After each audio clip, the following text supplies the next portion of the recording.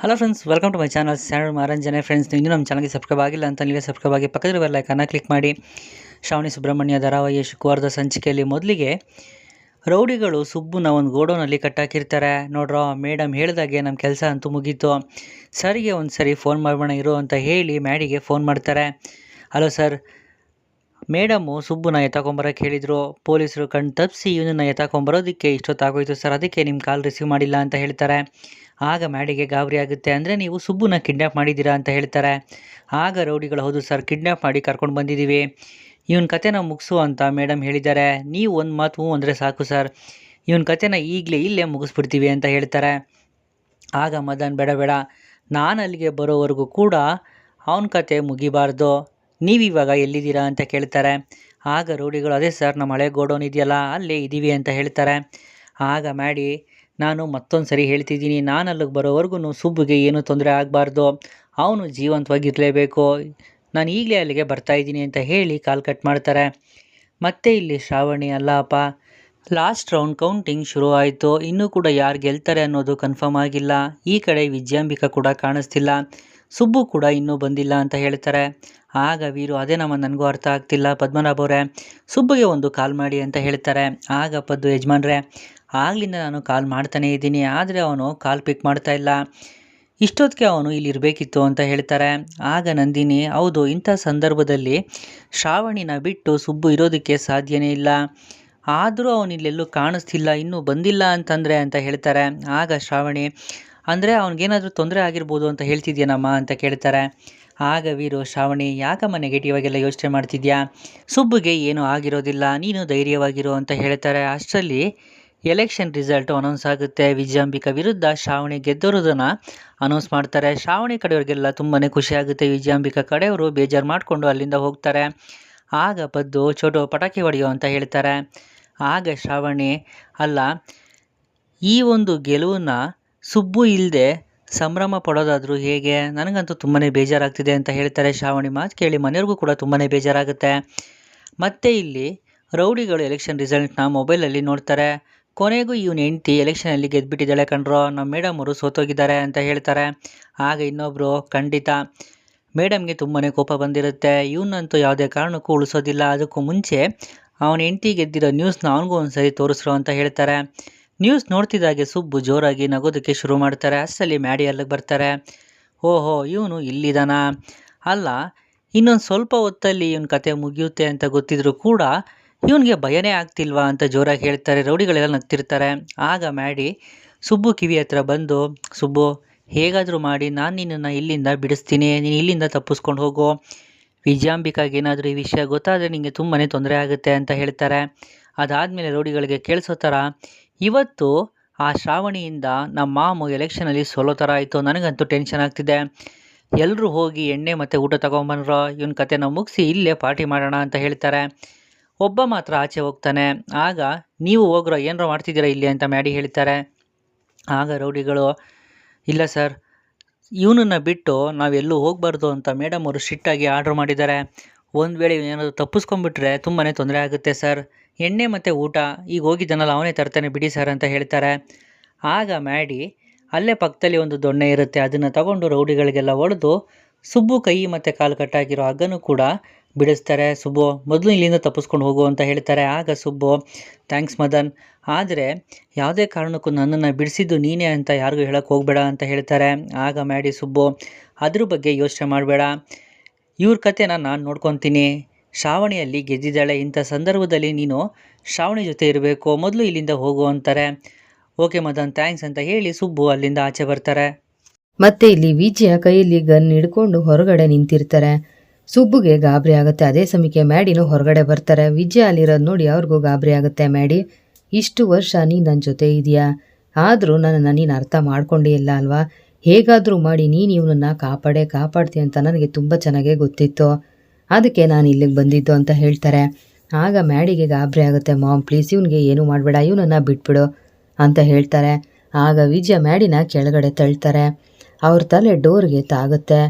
ಅವ್ರಿಗೆ ನೋವಾಗುತ್ತೆ. ಅವರು ಒದ್ದಾಡ್ತಾ ಇರ್ತಾರೆ. ಸುಬ್ಬು, ಇಷ್ಟು ವರ್ಷ ನಿನ್ನ ಸಹಿಸ್ಕೊಂಡಿದ್ದೇ ಹೆಚ್ಚು, ಆ ಶ್ರಾವಣಿ ಎಲೆಕ್ಷನಲ್ಲಿ ಗೆದ್ದಿರಬಹುದು, ಆದರೆ ಅದನ್ನು ಸಂಭ್ರಮಿಸೋದಕ್ಕೆ ಅವಳಿಗೆ ಆಗಬಾರ್ದು, ಅವಳು ಈ ಕ್ಷಣನೇ ವಿಧವೆ ಆಗ್ತಾಳೆ.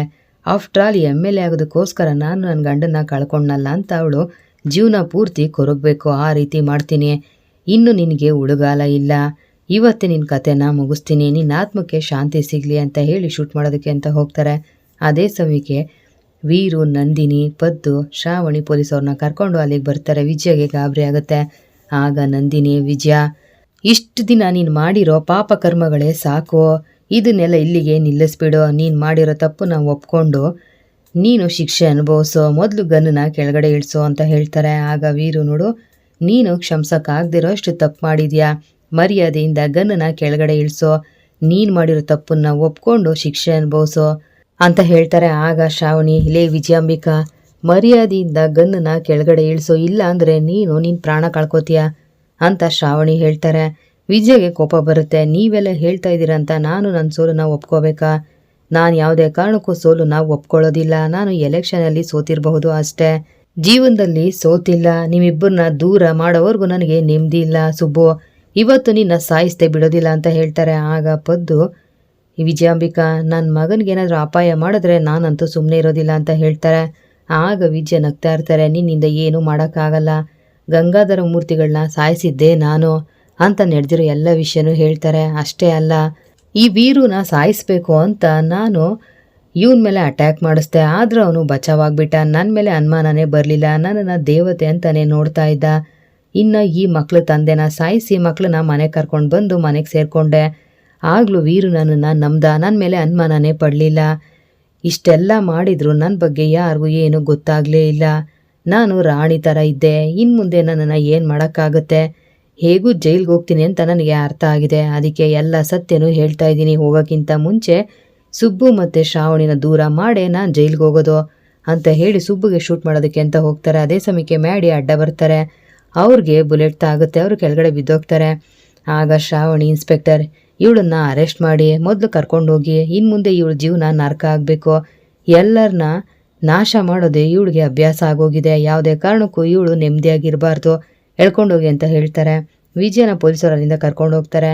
ಮತ್ತು ಶ್ರಾವಣಿ ಮನೆಯವರು ಮ್ಯಾಡಿನ ಕರ್ಕೊಂಡು ಅಲ್ಲಿಂದ ಹೋಗ್ತಾರೆ. ಮತ್ತು ವಿಜಯನ ಅರೆಸ್ಟ್ ಮಾಡಿ ಕರ್ಕೊಂಡು ಬರ್ತಾರೆ. ಇದೆಲ್ಲ ಇಲ್ಲಿಗೆ ಮುಗ್ದಿಲ್ಲ. ನಾನು ಎಲೆಕ್ಷನಲ್ಲಿ ಸೋತಿರಬಹುದು, ಆದರೆ ಜೀವನದಲ್ಲಿ ಸೋತಿಲ್ಲ. ನಾನಿನ್ನೂ ಬದುಕೇ ಇದ್ದೀನಿ. ನನ್ನ ಜೀವನ ಹಾಳು ಮಾಡಿದ ಶ್ರಾವಣಿನ ಮಾತ್ರ ನಾನು ಸುಮ್ಮನೆ ಬಿಡೋದಿಲ್ಲ ಅಂತ ಯೋಚನೆ ಮಾಡ್ತಾ ಇರ್ತಾರೆ. ಮತ್ತೆ ಇಲ್ಲಿ ಸುಬ್ಬು, ಶ್ರಾವಣಿ, ಪದ್ದು ವೀರುನ ಅವರ ಹಳೆ ಮನೆ ಹತ್ರ ಕರ್ಕೊಂಡು ಬರ್ತಾರೆ. ಆಗ ವೀರು, ಇಲ್ಲಿಗೆ ಯಾಕಮ್ಮ ಕರ್ಕೊಂಡು ಬಂದೆ ಅಂತ ಹೇಳ್ತಾರೆ. ಬನ್ನಿ ಅಪ್ಪ ಹೇಳ್ತೀನಿ ಅಂತ ಹೇಳಿ ಶ್ರಾವಣಿ ಮನೆ ಡೋರ್ ಹತ್ರ ಕರ್ಕೊಂಡು ಬರ್ತಾರೆ. ಅಪ್ಪ ತಗೊಳ್ಳಿ ಮನೆ ಬೀಗ, ಇನ್ನು ಮುಂದೆ ಈ ಮನೆ ನಿಮ್ಮದು ಅಂತ ಹೇಳ್ತಾರೆ. ವೀರುಗೆ ಆಶ್ಚರ್ಯ ಆಗುತ್ತೆ. ಏನಮ್ಮ ಹೇಳ್ತಿದ್ಯಾ ಅಂತ ಕೇಳ್ತಾರೆ. ಹೌದು ಅಪ್ಪ, ನಾನು ನಿಜನೇ ಹೇಳ್ತಾ ಇದ್ದೀನಿ. ಆ ವಿಜಯಾಂಬಿಕನ ಅರೆಸ್ಟ್ ಮಾಡಿದ್ಮೇಲೆ ಇದೆಲ್ಲ ಮೋಸದಿಂದ ಸಂಪಾದನೆ ಮಾಡಿರೋ ಆಸ್ತಿ ಅಂತ ಪ್ರೂವ್ ಆಗಿದೆ.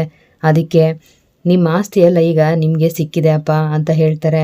ನನಗಂತೂ ಇದೆಲ್ಲ ನಂಬಕ್ಕೆ ಆಗ್ತಾ ಇಲ್ಲ ಅಂತ ವೀರು ಹೇಳ್ತಾರೆ. ಆಗ ಸುಬ್ಬು, ಯಜಮಾನ್ರೆ ಇದೆಲ್ಲ ಸತ್ಯ, ನಾನು ಆಗಾಗ ನಿಮ್ಮ ಹತ್ರ ಈ ಡಾಕ್ಯುಮೆಂಟ್ಸ್ಗೋಸ್ಕರನೇ ಸೈನ್ ಮಾಡಿಸ್ಕೋತಾ ಇದ್ದಿದ್ದು, ಈಗ ನಿಮ್ಮ ಆಸ್ತಿ ಎಲ್ಲ ನಿಮ್ಮ ಹೆಸರಿಗೆ ಆಗಿದೆ ಅಂತ ಹೇಳ್ತಾರೆ.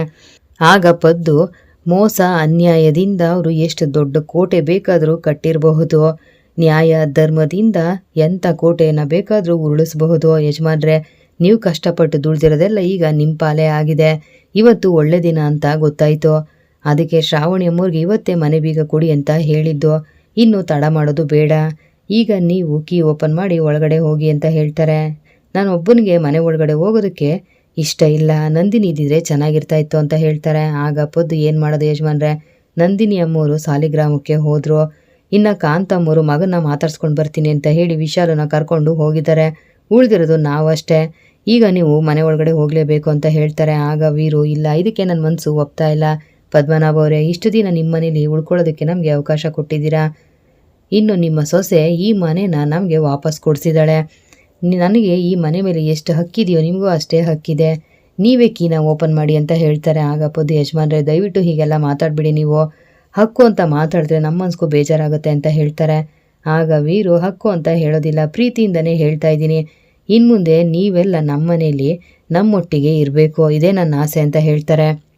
ಆಗ ಪದ್ದು, ಯಜಮಾನ್ರೆ ನೀವು ಮಾತಲ್ಲೇ ಕಟ್ಟಾಕ್ಬಿಟ್ರಿ ಅಲ್ವಾ ಅಂತ ಹೇಳ್ತಾರೆ. ಆಗ ಸುಬ್ಬು, ಅಪ್ಪ ಮಾತಲ್ಲಿ ಕಟ್ಟಾಗ್ತಾ ಇಲ್ಲ, ಪ್ರೀತಿಯಿಂದ ಕಟ್ಟಾಗ್ತಾ ಇದ್ದಾರೆ ಅಂತ ಹೇಳ್ತಾರೆ. ಹಾಗಾದರೆ ಇದನ್ನು ಬಿಡಿಸ್ಕೊಳ್ಳೋದಕ್ಕೆ ಸಾಧ್ಯನೇ ಇಲ್ಲ ಬಿಡು, ಯಜಮಾನ್ರೆ ನಿಮ್ಮ ಮಾತಿಗೆ ಯಾವತ್ತಾದರೂ ಇಲ್ಲ ಅಂತ ಹೇಳಿದ್ದೀನಾ, ಇನ್ನು ಮುಂದೆ ನೀವು ಹೇಗೆ ಹೇಳ್ತಿರೋ ಹಾಗೆ ಅಂತ ಹೇಳ್ತಾರೆ. ಆಗ ಶ್ರಾವಣಿ ಹಾಗಾದರೆ ಇನ್ನು ಮುಂದೆ ಈ ಮನೆ ನನಗೆ ತವ್ರ ಮನೆಯೂ ಹೌದು ಗಂಡನ ಮನೆಯೂ ಹೌದು ಅಂತ ಹೇಳ್ತಾರೆ.